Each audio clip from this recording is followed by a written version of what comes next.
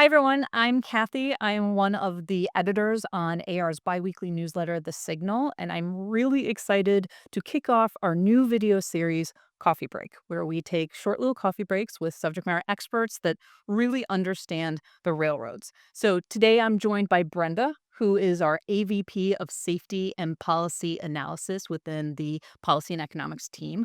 I have some notes here, but this really is just going to be a conversation between the two of us. I first have to ask you a very important question, and I plan to ask all interviewees this. What is in your cup? Good old H2O, okay. Yeah. So you came on coffee break with no coffee. No. That's Had okay. it been this morning, it would have been a fancy latte. That's After fair. That's fair. It is the afternoon. I'm on my, I think, like, 4th cup, and this is a cold brew that, the other editor got me, Ted, and it's a bit much, so I might shake through this entire thing. So tell us a little bit about what you do within the policy and economics team here at AR. So primarily, I look at safety, performance, and trends. It's really important for railroads to know how they're doing. And we look at three areas. We look at employee safety. Employees are our most valuable asset, so Mhm. that's important. We look at train accidents. So what are the causes? What are the types? And then we look at grade crossing and trespass incidents, where the railroads intersect with the public and the communities. So the freight rail safety record just recently came out. Can you tell us a little bit more about the record? Where does the data come from for that? Sure. So the data comes from the Federal Railroad Administration. FRA releases the data on a regular basis every month. It's 2 months in arrears. And so this March, we got our first look at 2025 data. And so do you go through that? Is that part of your work? You're actually analyzing that data and pulling out, here are the stats, here's how things have improved? Yeah. Yeah. It's very important to look at the trends, look at historically, how are we doing? Are we trending in the right direction? And 2025 was just a really good year. It was record setting. We saw a 14% year over decline in the train accident rate. We had some all time lows and derailment and track caused and equipment caused accidents and human factors. We saw a 20% decrease in the rate year over, something we hadn't seen since 1981. So a lot of times when we think about this, we just think about a train accident, but what are the leading causes? And then what are we doing to actually improve those? So the leading causes are human factors, um, track, and equipment. And I should have said earlier that when we look at the performance, we're actually looking at the rates because it's possible that from year to year, there are changes in traffic levels and the number of employee hours worked, and that may be leading to the changes in the numbers of accidents and casualties. So it's important to look at the rates, and we look at the rates for train accidents per million train miles, and on the employee side, we look at the number of casualties per the number of employee hours worked that year. And like you said, so the rates we're seeing are improving over time. And correct me if I'm wrong, but you also look at going back to like 2005, Oh, yeah. the larger, Yeah, we yeah. do go back, yes. Yeah, and that's when we see the greatest improvement. We did see a lot of improvement, early on in some cases, and other areas it's just constant. Okay. And so that begs the question, what are railroads doing to constantly improve their safety to get to these numbers? Well, the first thing is you have to maintain safety. You have to maintain the levels that you've reached. And then we're seeing a lot of technology, just tons of technology, a lot of data analysis, big data, and all of this in concert with the human inspections. Yeah, I think that's a really important part, and a lot of conversations that are happening nowadays is it's not just the technology, it is human plus technology. It's skilled workers, experienced workers who are then using these tools to help them see things that they wouldn't be able to normally see or, go beyond.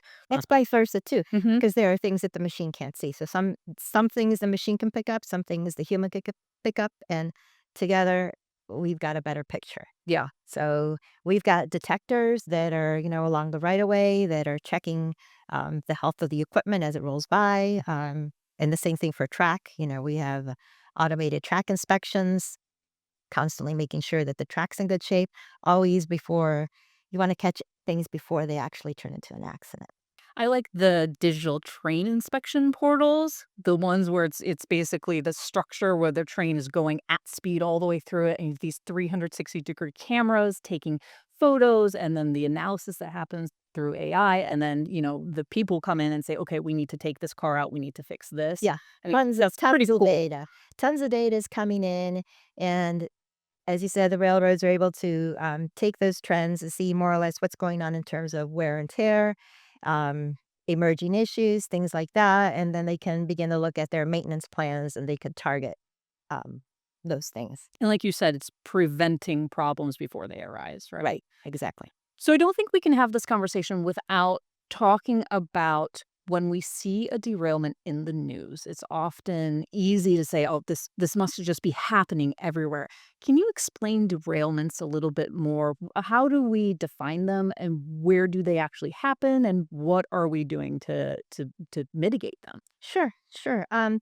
So a derailment happens anytime one or more wheels on a car or locomotive leave the track.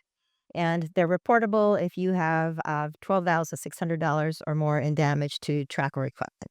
And when it comes to trains, that's really easy to do with just a small fender bender. Yeah, those things are expensive, right? Yeah, they sure are. They sure are. Yeah. So when it comes to derailments, roughly 70% of them occur in yards and industry track. When we think of a yard and industry track environment, it's a lot like the grocery store parking lot. You have low speeds, you might have a fender bender, but low consequence type accidents. Mhm. That's what we're seeing. Then when you look at the main line, that's where the other 30% are. And the main line is like the highway for trains. Yeah, so that's where somebody does actually see a train going, Mhm. across the network. So a yard, just to clarify, that's where people are switching trains. A lot of the The cars, yeah. cars, the operations are happening. When you say industry tracking, explain what that is. Is that to customers? So the tracks that actually take, carloads directly to customer sites? Yeah, Oh, basically okay. that's what you got. So it's the same thing. So, what is the biggest safety challenge when we look at all of the data, and what are railroads doing to address those challenges? I'd say our biggest safety challenge is really in two areas. It's grade crossings and trespass. It's where we intersect with the public. And when it comes to grade crossings, well, in recent years, we've seen the highest levels of registered vehicles. Everybody's got a car, licensed drivers. People of all ages are up driving, and population levels in general are really high, the highest they've been, and so that creates a lot of exposure on the grade crossing side. And then trespassers, that's where, people are not safe along the right of way. Mhm. So that becomes an issue. And we're doing a lot to address those things. When it comes to grade crossings, we focus a lot on education. There's Operation Lifesaver. Um, they're out there at the local level, educating all sorts of folks, everything for everyone from school age children to first responders. They've got different types of classes, they've got all sorts of resources and materials. You want to make sure that folks are safer along the right of way, Mhm. especially at crossings, that sort of thing. When it comes to, engineering, devices like gates and lights, it's important that, we have these where they need to be, in order to make sure that folks can, act accordingly when a train is approaching, but they're expensive, they really are, and so, railroads partner with communities to apply for federal funds, or if a community installs, say, gates or lights, then the railroad will maintain that for them. So it's a big partnership, and everyone really plays a role. You've got the local communities, you've got the railroads, you've got OLI, you've got the Yep. federal government. A lot going on there. When it comes to trespass, there are some things out there as well that the railroads are using actually quite effectively. A lot of times you'll have folks in the community that are trying to get to the other side of the tracks because there's something nearby, like a school or some other establishment. And so, two things you could do. One, work with communities, work with them early on to make sure that they take that into account when they're trying to locate these things around the tracks. And then when it comes to actually preventing them, landscaping is something that is easy to put in are relatively easy Mhm. to put in. They can put in rose bushes, shrubs, things like that, that'll prevent people from actually taking that shortcut. But Yep. that's what they're doing is they're taking a shortcut to get from one side to the other. Yeah, and I think it's important to remind people that, freight rail tracks, freight rail right away is prime property. And Right. it's so incredibly dangerous to go on these tracks. Even if you don't think, oh, there's not a train coming, they're coming quickly. And Absolutely. they don't make that clickety clack sound anymore because they're super high tech. So they're actually pretty Absolutely. quiet, Yeah. and you might not even know it's coming. So Yeah. we do a lot of stuff with OLI, Rail Safety Week, making sure that information is out there. So yeah, I think Yeah. that it makes sense that that is still a bit of a challenge. It is. It is. And, motorists, we see this a lot.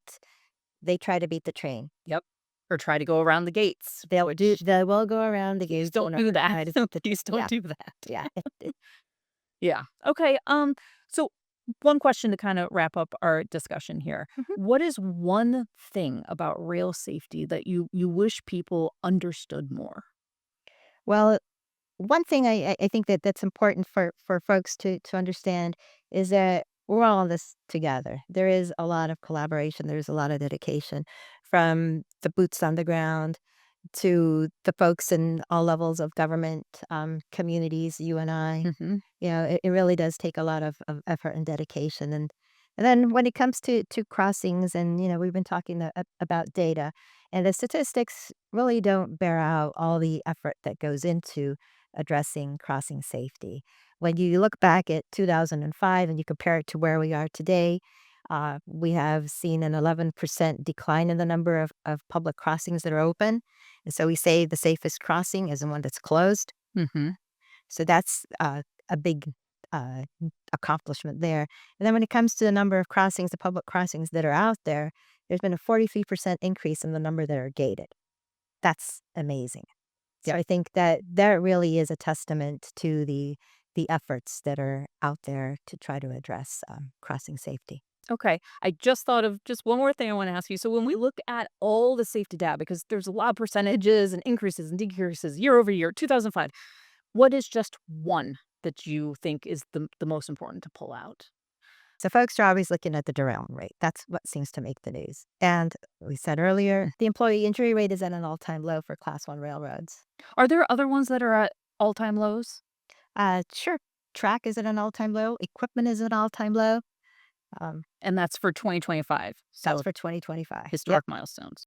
A little more on technology and the role that technology plays with training. We're seeing a lot of virtual reality type training, things that allow the employees to really take their time and pace themselves and spend as much time as they want to on areas that they really want to focus on. They're also given the opportunity to experience challenges and rare events that they may not get through hands-on in-person training. And so that's really good, and especially for the younger folks, they're really used to this sort of, learning way to learn, and so it really, does take well with them. So those are kind of like the simulators that people, Yes. locomotive engineers are learning. Welding, all Welding. sorts of things. Yeah, you can simulate, and then if you get it wrong, you could try new things to Yeah. see how they turn out. You can try to do it this way, that way. The welding is Yeah. actually really cool because I've seen it as actual virtual reality. So they have the welding mask on, but they're seeing in virtual reality doing it. Whereas a simulator, they're sitting in a room, almost like a cutout of inside the locomotive with a big Yeah, screen. And my understanding is it's mapped to the corridors and it's the very realistic. where they're gonna Yes. be, so they can learn how to do PTC, positive train control, or they can learn how to, do the speed correctly before they ever get out onto. Yeah, you're in a safe environment. You're in a safe environment, yeah. I Yeah, think those are that's that's really cool. yeah, and that safety culture, um, I've been on the railroads many times, and the one thing that always hits me is safety first. Mhm. You know, there is no shortcut that's worth the risk, No. and at the end of the day, everybody goes home safe. That's important. Yeah, the one thing that I've always heard from railroad employees that really stick with me, "I'm gonna go home the way I came in." Yeah, I'm going back to my family, I'm going home safe. Like, people want to be safe. Mhm. They don't want to They be really do. unsafe at their job. It doesn't make any sense. So that's really a big part of Yeah, you railroading. take care of yourself and you take care of your coworkers. Yeah. I think Yeah. one little stat to throw out there, the fact that railroad employees actually have an average tenure of 14 years, that they're staying for a long time, that they have family history that goes back generations of Yeah. railroaders. They're extremely knowledgeable. They really Yeah. they know their craft and they know their railroad. Yeah. Yeah. Yeah. Well, glad you added that in. I think that's perfect. This has been incredibly wonderful to have this conversation with you. I know you were a little nervous. I think I was a little nervous too at the beginning, but we did it. We got through the first one. With that, I do. That is mine. Where is this? I always gave you my coffee cup. I want to give you your own coffee cup. That is Signal Coffee Break. So I know you have water in there, but tomorrow when you have your latte, you can use your new coffee mug. I will, and I'll think with Yes. you. We will be back with another one. We are figuring out who we're going to interview next. So we will let you know when that comes up in one of our future signals. Thank you so much. Thank you, Kathy.